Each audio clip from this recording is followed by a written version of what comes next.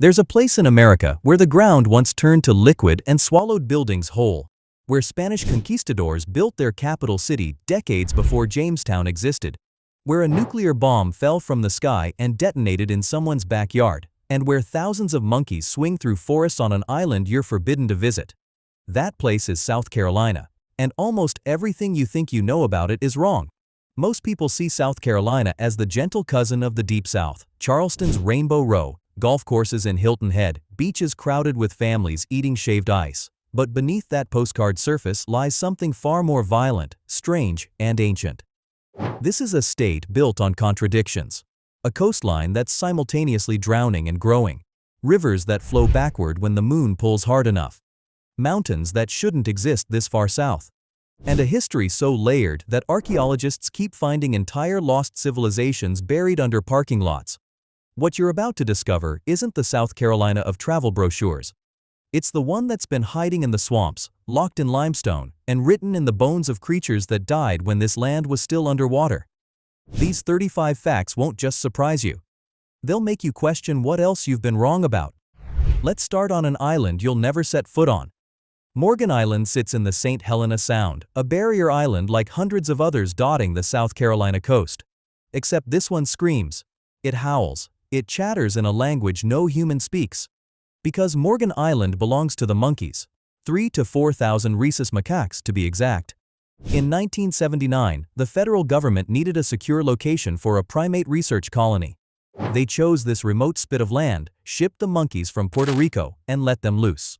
No cages, no handlers, just monkeys and maritime forest. It's the only free-ranging colony of its kind in the continental United States.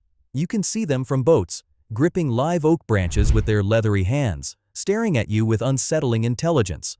But step on that beach and you're breaking federal law. The island is sealed.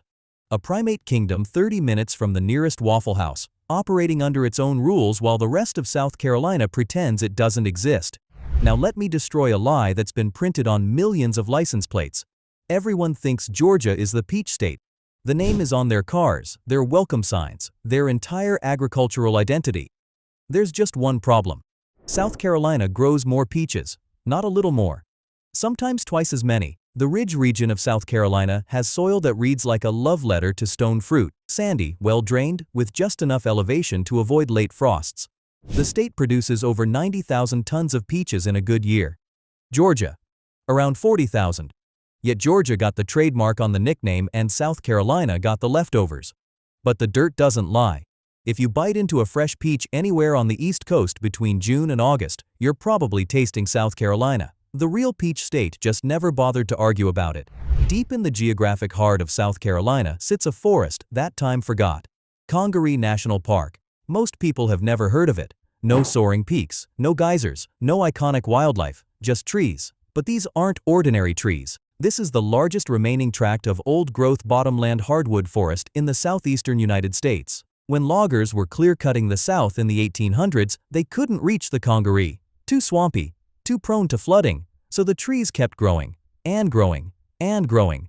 Today, you can stand beneath loblolly pines that reach 170 feet into the sky, their trunks wider than cars. These are champion trees, the tallest of their species on Earth. The forest floods regularly, which sounds like a problem until you realize it's the reason these giants exist. Every flood deposits fresh sediment, turning the soil into something so rich it can support trees that were saplings when the Revolutionary War started.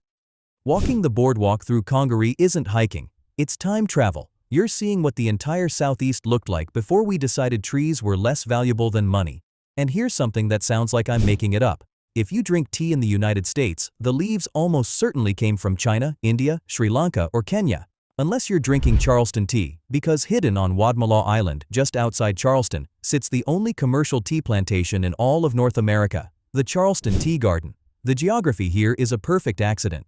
The island has the subtropical humidity, sandy acidic soil, and gentle winters that Camellia sinensis demands. It's basically southern China, but with alligators. The plantation started as a Lipton research station in the 1960s before going independent. Now they grow, harvest, and process tea right here. They use a machine that looks like it belongs in a sci-fi movie, rolling over rows of emerald green tea hedges and shearing the top leaves with rotating blades. You can visit. Ride the trolley through the fields. Taste tea that grew 3 miles from the Atlantic Ocean. It's surreal. A crop that built empires in Asia, thriving in the American South, and almost nobody knows it exists. But South Carolina isn't all flatland and coastal charm. Drive northwest toward the North Carolina border and the state transforms. Mountains rise. Real mountains. Sassafras Mountain, the highest point in South Carolina, punches up to 3,560 feet.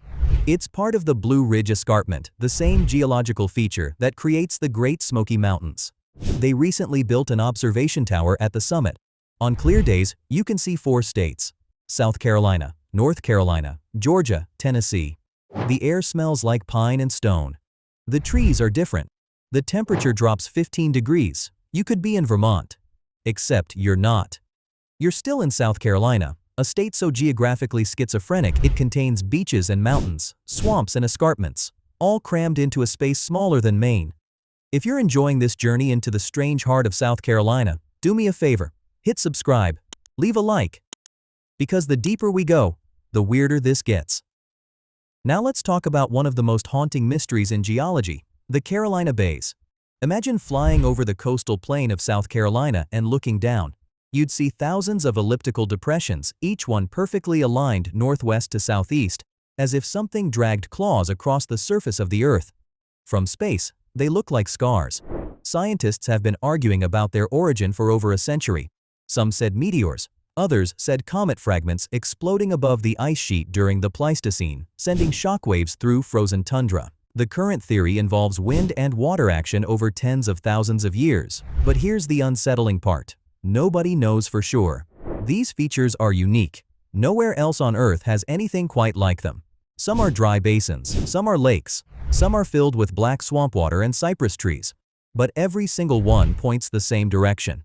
Standing inside a Carolina Bay feels like standing in a wound the Earth never healed. Then there's the Edisto River, the longest free-flowing blackwater river in North America. 250 miles of water the color of strong tea, winding from the sandhills to the Atlantic without a single dam to interrupt it. Blackwater rivers get their color from tannins leaching out of decaying leaves and bark, the same compound that makes tea dark.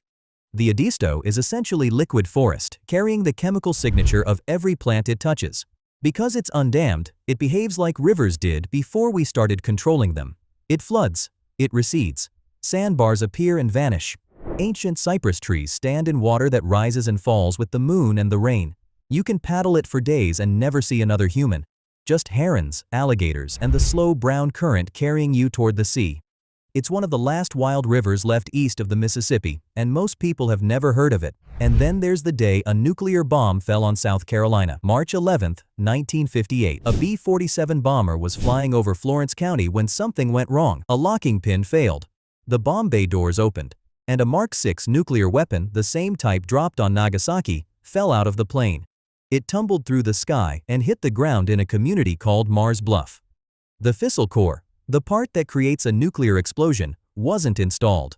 But the bomb still carried 6,000 pounds of conventional explosives. It detonated on impact.